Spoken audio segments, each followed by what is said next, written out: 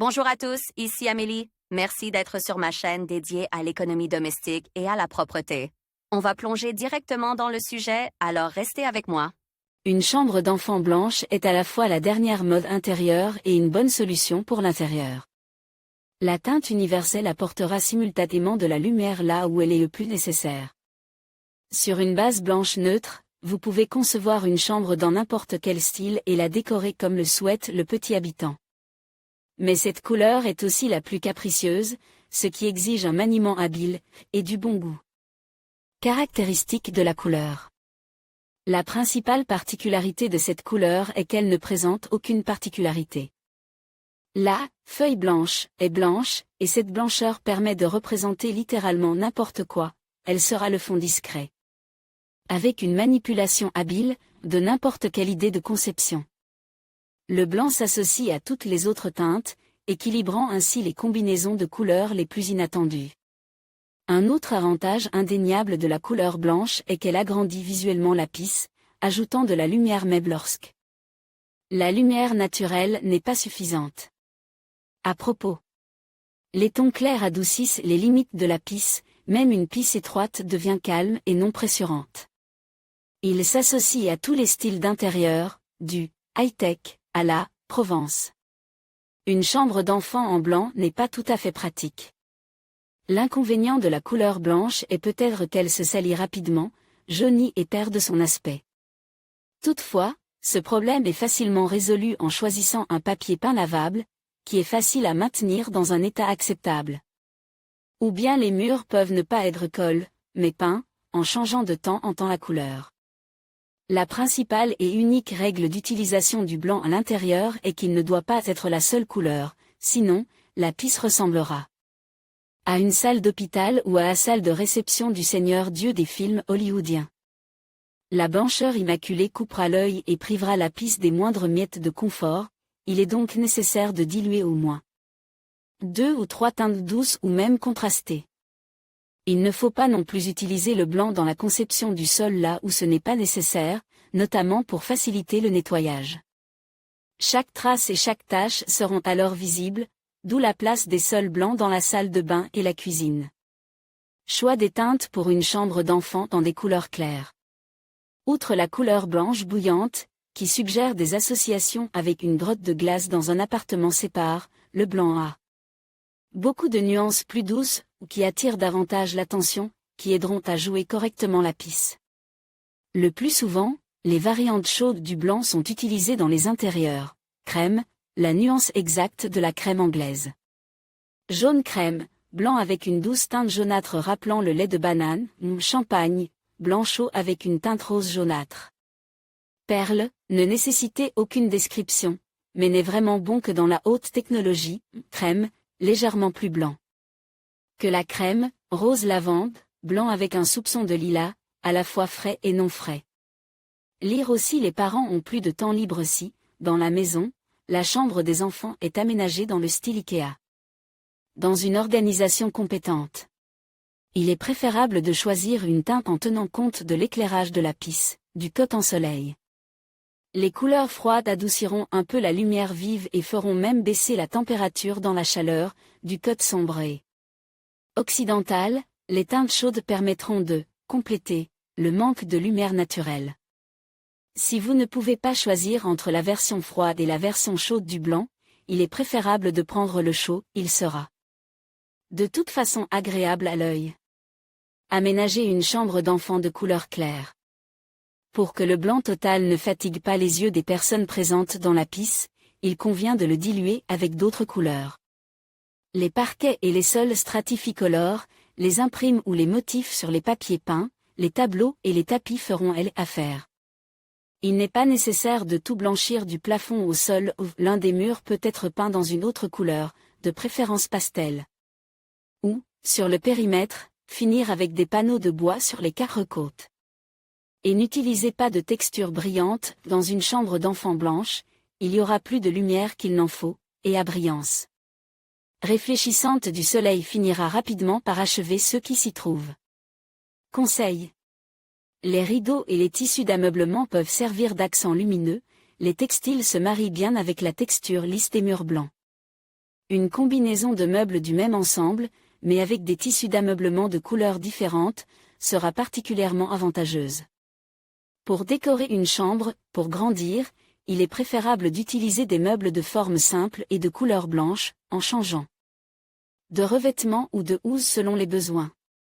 Il sera ainsi plus facile de changer la situation lorsque l'enfant grandira, lorsque les jouets et les photos d'enfants auront plus leur place dans la chambre d'un adolescent. Heureusement, vous pouvez combiner le blanc avec absolument toutes les couleurs, même le noir, le rouge ou les nuances de turquoise et de jaune.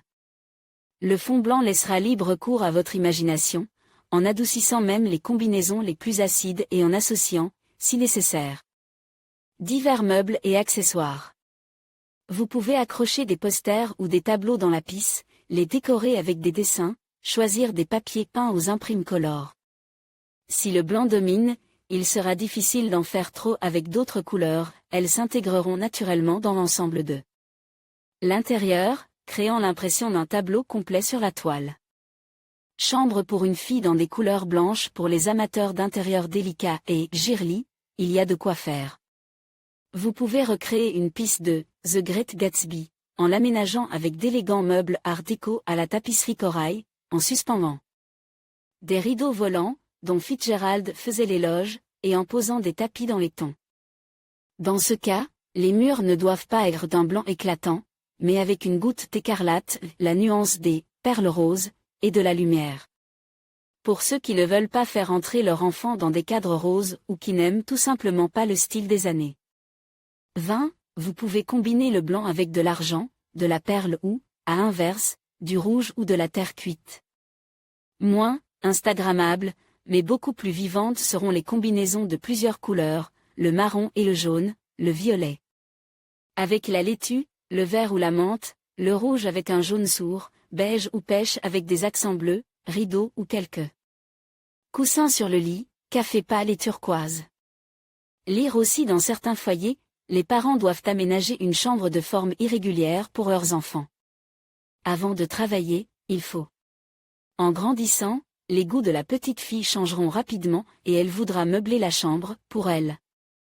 Il est donc souhaitable de laisser les murs monochromes, ce qui permettra à la petite maîtresse de changer les décorations en fonction de ses goûts inconstants et de la laisser même chaque jour recoller ses posters et ses photos, marquant ainsi son espace personnel. Intérieur d'une chambre de garçon, on pense que les garçons ont besoin de formes plus colorées, plus rigides et plus strictes.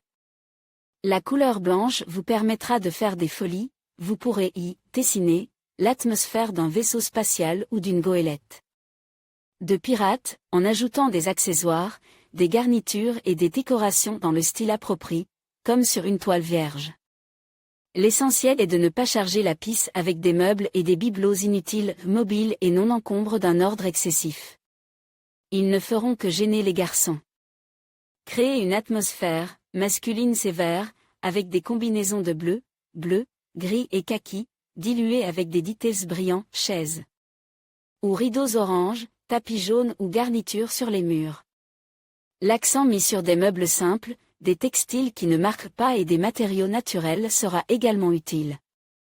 Pour un bébé, la chambre d'un bébé ou d'un jeune enfant, qui sait marcher mais pas encore parler, doit être suffisamment lumineuse. Pour éveiller l'imagination, mais pas trop pour ne pas surcharger l'esprit du nourrisson. Par conséquent, pour décorer la chambre d'un très jeune enfant, il ne faut pas choisir un papier peint entièrement blanc.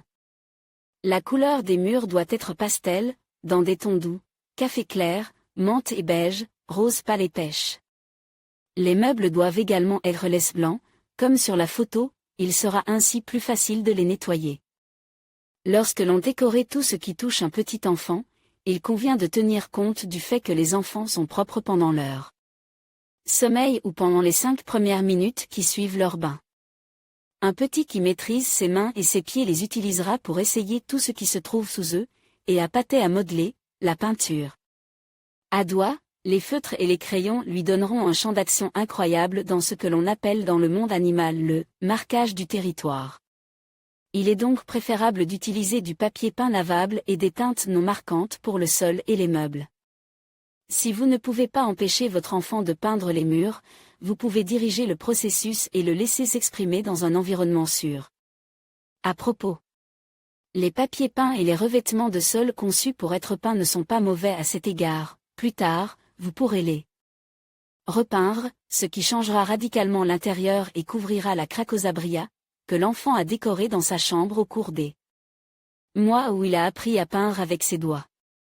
Tout d'abord, le mobilier doit être choisi en tenant compte de sa sécurité pour le bébé et de la commodité de la mère. Il doit être solide, suffisamment léger pour que l'enfant ne se blesse pas en le faisant tomber sur lui et ne se renverse pas avec lui. Si les finances le permettent, vous pouvez l'aménager selon le système Montessori, de petits meubles pour un petit être, qu'il utilisera confortablement jusqu'à ce qu'ils deviennent trop grands pour eux. Les meubles peuvent être multicolores ou dans le ton de la pisse et des accessoires, tableaux sur les murs, rideaux et meubles, adultes. Combinés avec d'autres couleurs. Si un adolescent de 7 à 12 ans aime que les contrastes et les couleurs vives, celles-ci seront un fardeau pour son bébé, une irritation constante des yeux provoquera de l'anxiété et de l'insomnie. Il est préférable d'utiliser des tons sourds, de les diluer avec des accessoires brillants et contrastes, de ne pas en utiliser trop à la fois et de ne pas transformer la pisse en boyau de la maison du constructeur. Les combinaisons réussies, par exemple, seront les suivantes, la troisième étant la couleur, qui suffit à 2 ou 3 éléments, blanc plus café clair plus bleu fonce, blanc plus vert pâle plus violet, blanc plus jaune vif plus bleu, blanc plus rouge sur plus jaune. Dans tous les cas, les couleurs de base pastel seront diluées par un accessoire vif, des rayures sur un tapis, des cadres sur les murs, des rideaux sur une fenêtre ou un meuble qui dicte le décor. Le blanc est une couleur polyvalente qui s'adapte à toutes les pièces et à tous les occupants. Offrant des possibilités presque infinies de créativité et de combinaison, elle vous permettra d'aménager une piste de manière à ce qu'il soit toujours agréable d'y être, tant pour un enfant que pour un adulte. L'essentiel est de choisir avec compétence des accessoires et des meubles confortables.